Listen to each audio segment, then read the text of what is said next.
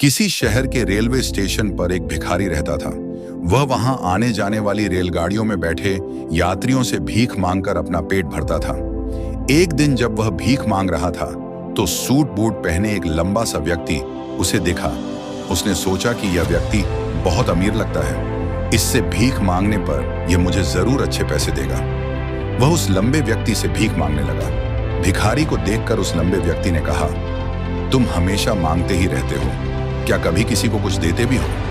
भिखारी बोला, साहब मैं तो भिखारी हूँ, हमेशा लोगों से मांगता ही रहता हूँ। मेरी इतनी औकात कहाँ कि किसी को कुछ दे सकूं। लंबा व्यक्ति बोला, जब किसी को कुछ दे नहीं सकते तो तुम्हें मांगने का भी कोई हक नहीं है। मैं एक व्यापारी हूँ और लेन देन में ही विश्वास करता हूँ। अगर तुम्हारे पास मुझे कुछ देने को हो तभी मैं तुम्हें बदले में कुछ दे सकता हूँ। इतना कहने के बाद वह लंबा आदमी ट्रेन में बैठकर चला गया। इधर भिखारी उसकी कही गई बात के बारे में सोचने लगा। उस लंबे व्यक्ति के द्वारा कही गई बात उस भिखारी के दिल में उतर गई।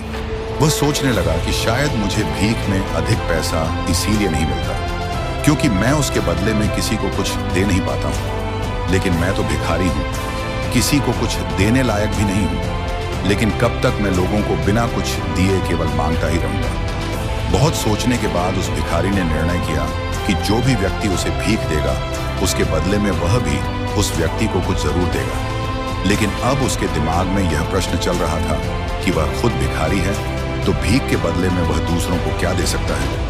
इस बात को सोचते हुए 2 दिन हो गए, लेकिन उसे अपने प्रश्न का कोई उत्तर नहीं मिला था।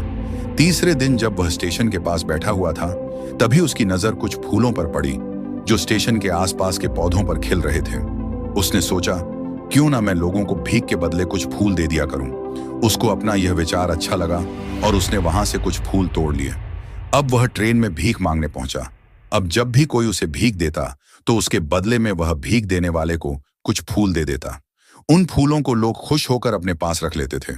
अब भिखारी रोज फूल तोड़ता और भीख के बदले में उन फूलों को लोगों में बांट देता था।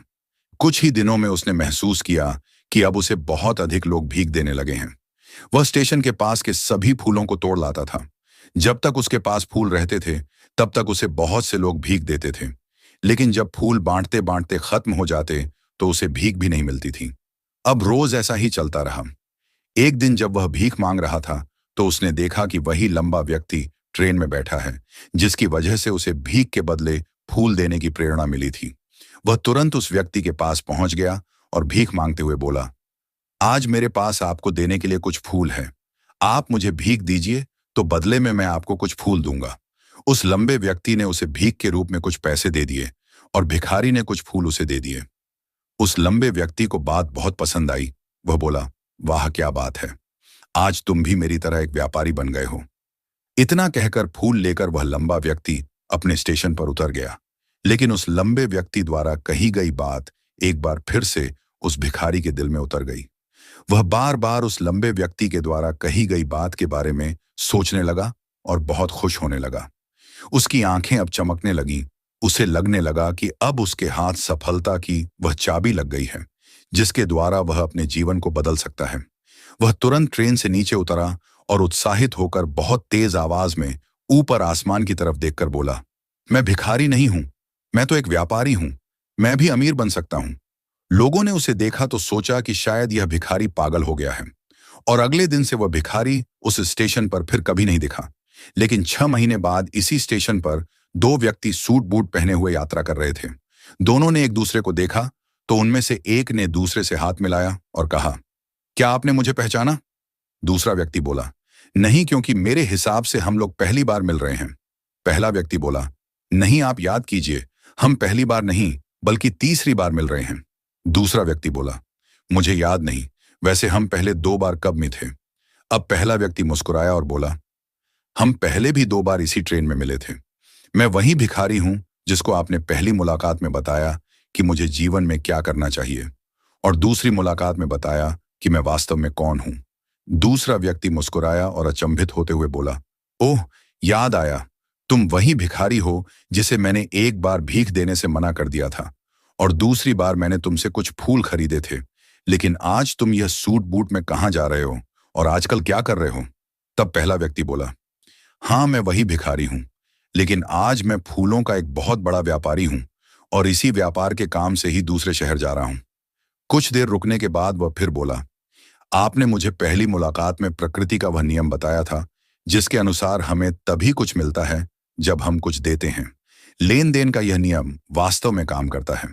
मैंने यह बहुत अच्छी तरह महसूस किया है, लेकिन मैं खुद को हमेशा भिखारी ही समझता रहा।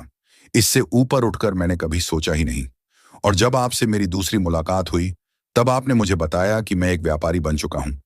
अब मैं समझ चुका था कि मैं वास्तव में एक भिखारी नहीं, बल्कि व्यापारी बन चुका हूं। मैंने समझ लिया था कि लोग मुझे इतनी भीख क्यों दे रहे हैं, क्योंकि वह मुझे भीख नहीं दे रहे थे, बल्कि उन फूलों का मूल्य चुका रहे थे। सभी लोग मेरे फूल खरीद रहे थे, क्योंकि इससे सस्ते फूल उन्हें कहाँ मिलते। मैं लोगों की नजरों में एक छोटा व्यापारी था, लेकिन मैं अपनी नजरों में एक भिखारी ही था। आपके बताने पर मुझे समझ आ गया कि मैं एक छोटा व्यापारी हूं। मैंने ट्रेन में फूल बांटने से जो पैसे इकट्ठे किए थे, उनसे बहुत से फूल खरीदे और फूलों का व्यापारी बन गया। यहाँ के लोगों को फूल बहुत पसंद है और उनकी इसी पसंद ने मुझे आज फूलों का बहुत बड़ा व्यापारी बना दिया। दोनों व्यापारी अब खुश थे और स्टेशन आने पर साथ उतरे और अपने अपने व्यापार की बात करते हुए आगे बढ़ गए। दोस्तों, इस कहानी से हमें बहुत कुछ सीखने को मिलता है। कहानी में लंबा व्यापारी गिव एंड टेक के नियम को बहुत अच्छी तरह जानता था। दुनिया के सभी बड़े व्यापारी इसी जीवन के नियम का उपयोग करके सफल हुए हैं। इस फार्मूले को उसने भिखारी को भी बताया। भिखारी ने इस प्राकृत नियम को अपना लिया और इसका असर उसके जीवन में साफ दिखाई देने लगा। उसने अपनी सोच बदली और उसकी जिंदगी बदल गई। यह कहानी हमें बताती है कि हम यदि अपनी सोच बदल लें तो कुछ भी हासिल किया जा सकता है। यदि हम खुद को छोटा समझते रहेंगे तो हम हमेशा छोटे ही बने रहेंगे।